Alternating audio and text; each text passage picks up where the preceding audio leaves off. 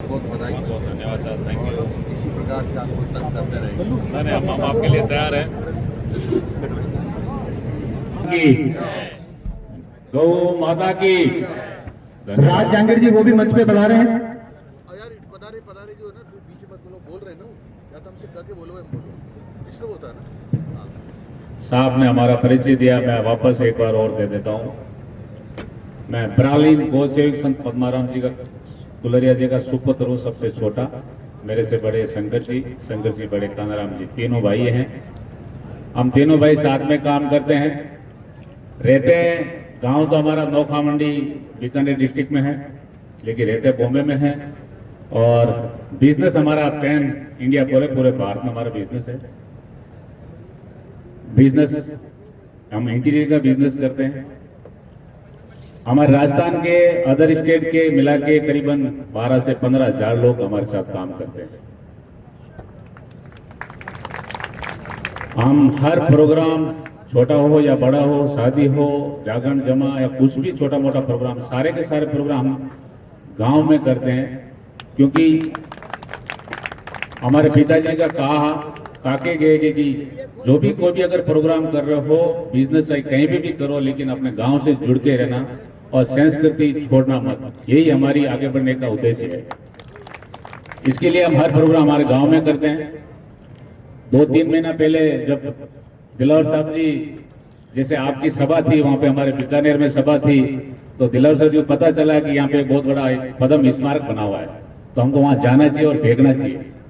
तो साहब वहां पे पधारे, स्मारक देखा तो साहब को बहुत अच्छा लगा। और उसके बाजू में पिताजी की एक इच्छा थी कि कन्या पाठशाला बड़े लेवल पे एक स्कूल बननी चाहिए। तो हमारे शिक्षा मंत्री साहब आए थे, हमने सोचा इनसे ही शिलान्यास क्यों नहीं करा हम लोग। तो हमने बोला हमारे स्कूल बनाना चालू कर रहे हैं, प्लीज आप विजिट कीजिए।